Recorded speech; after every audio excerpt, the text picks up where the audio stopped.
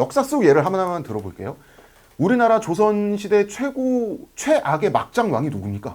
연산군요? 그렇죠. 예, 연산군이죠. 연산군의 큰아버지, 연산군의 아버지인 성종의 형이 월산대군이에요. 이 월산대군이 아주 참 사람들한테 존경받을 정도로 사람이 조심스럽고 겸손하고 시도 잘 쓰고 굉장히 좀 사람이 조용하고 침착하고 글도 잘 쓰고 글씨도 잘 쓰는 풍류객이었어요. 굉장히 사람들이 좋아했는데 이분의 와이프, 이분의 아내 되시는 승평부대 부인 박씨라고 하거든요.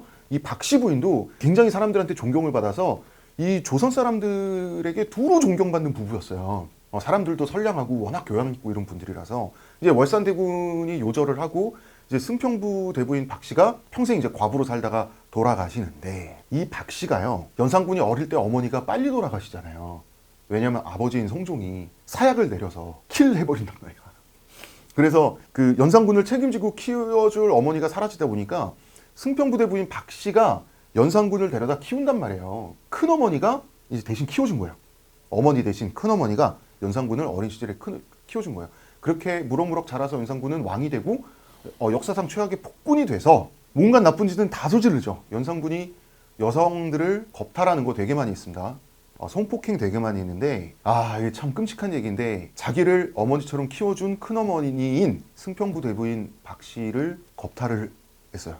겁탈했다고 나오는데 진실은 잘 모르겠으나 어쨌든 근데 정사에는 이거는 이제 이를테면 이제 그 신하들의 아내를 취한 건 사실이지만 네. 그 늙은 큰어머니를 뭐 겁탈까지 했겠냐, 그건 당대의 루머였을 것이다, 뭐 이렇게도 보긴 하던데요. 보긴 하는데 난 겁탈을 했을 거라고 나는 믿는 이유가 왜 믿냐면 연산군이 일본식 말로 마더콘이 있어요. 연상의 여자, 어머니 같은 여자에 대한 그 강력한 어떤 그 욕망이 있어요. 어머니가 없었던 것에 대한 어떤 예. 그런 것들. 예. 그러니까 연산군이 성 경험이 없는 여성, 젊거나 어린 여성, 뭐 미혼 여성, 보다도 과부나 그다음에 이미 기혼 여성들에게 많이 집착한 부분이 있어요. 연산군 하면 우리가 햄버거 생각하면 바로 이제 감자튀김, 콜라 이렇게 세트가 바로 생각나잖아요. 연산군 세트가 있잖아요. 연산군 옆에 누가 있습니까? 장녹수가 있죠. 장녹수 결혼 2번 했던 여자예요. 연산군 만나기 전에. 연산군보다 연상이에요. 그리고 연산군을 애기처럼 다루고 연산군한테 욕도 하고 연산군한테 엎드리라고 한 다음에 말처럼 연산군을 네 발로 기는 연산군을 타고 다니기도 하고 연산군을 혼낼 때는 마치 노예 다루듯이 쌍욕을 해가면서 연산군을 험하게 다루는데 연산군은 그거 좋아했단 말이야. 그런 것처럼 나이 많은 여자, 과부인 여자, 이미 기혼인 여자 혹은 자기한테 함부로 하는 여자, 연상인 여자 이런 거에 대한 좀 강력한 이 사람이 변태적인 욕구가 있었기 때문에 저는 박씨 가능성이 있었다고 봐요.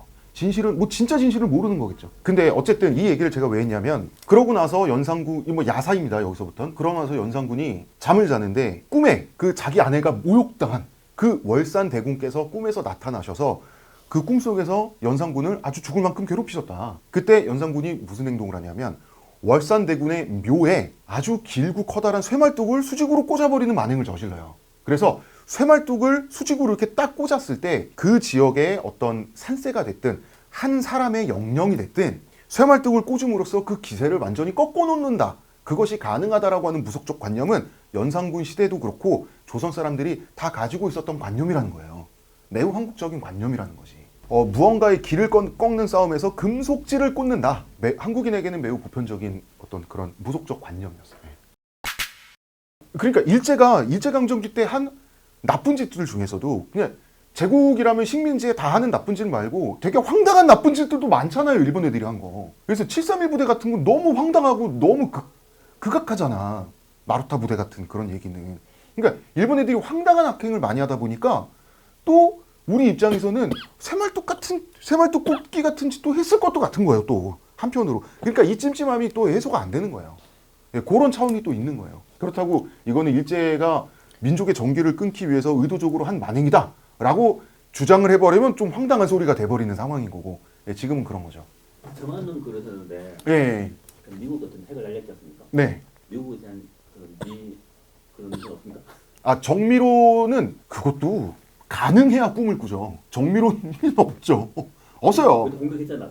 예? 미국 공격했잖아. 그 진주만 공격은 미군과 진심으로 전면전을 벌이려고 한 공격이 아니에요. 기습적으로 미국의 태평양 제해권을 흔들거리게 만들어서 일시적으로 당황하고 놀란 미국으로부터 유리한 외교 협상을 받아내기 위한 제스처로 진주만의 그 기습을 했던 거예요. 전쟁 국가들 중에서 결국 실패하는 전쟁 국가들의 특징이 뭐냐면 상대방을 샌드백이라고 생각해요. 샌드백은 이 권투 선수들이 이렇게 칠 때 가만히 있잖아요. 그러니까 자기 생각대로 상대가 움직일 거라고 생각해. 미국 사람들의 마음을 지들이 어떻게 알아요? 자, 진주만 폭격당하고 나서 바로 다음 날에 미국이 전면전 선포했잖아요. 일본에.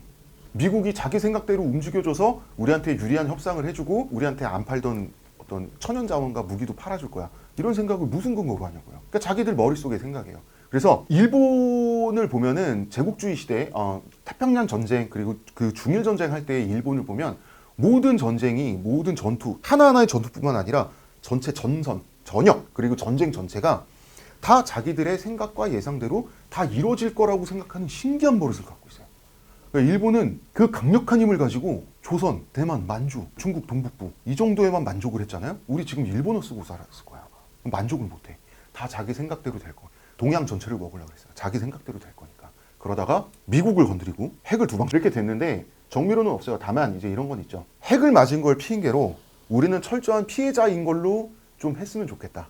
우리는 철저한 피해자인 셈 치고 싶다. 이런 식의 제스처. 그런 거는 좀 무의식적으로든 의식적으로든 수십 년간 있었죠. 그러니까 지금도 지난번에 핵 우리 뭐 부산 이야기할 때도 그러니까 일본에서는 미국 보고 미안하다고 사과해라 이런 식으로 얘기하더라고 일본은. 미국은 사과해줄 생각 없어요.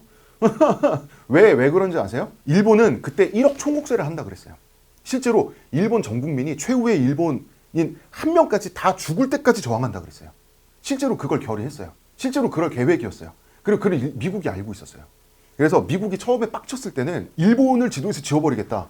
일본의 역사를 끝내겠다. 모든 일본인을 다 죽여버리겠다. 이런 말을 실제로 했고 실행할 생각이었지만 승리가 확실시 됐을 때 한 민족을 다 증발시켜버린다는 게 지구상에서 한 민족을 절멸시켜버린다는 게 이게 도덕적으로 가능한 걸까? 그러니까 미국은 항복을 하라 그러는데 일본 항복 안 하고 다 죽겠대 1억 명이. 그래서 절대적인 좌절감을 줘서 백기투항을 시키려면 압도적인 힘을 한 번에 보여줘야 되는구나. 그래서 자 정확히 말하면 미국은 일본인을 다 절멸시키지 않기 위해서 핵을 터뜨린 거예요. 실제로 핵 맞고 항복하는 바람에 일본인은 지금도 살아남아 있잖아요. 일본 민족은. 근데 그거를 거꾸로 일본 사람들은 이거를 마치 그 주식 투자용으로 이거를 그 해칭 삼아가지고 이거를 해찌로 삼아가지고 핵 2방 맞은 걸 해찌로 삼아가지고 우리는 전쟁의 피해자인 셈 치고 그냥 이걸로 밀고 나가자 이런 거에 엄청 집착을 하거든요. 초등학생도 아니고 얌체도 아니고 이럴 때 보면 일본 사람 신기해요.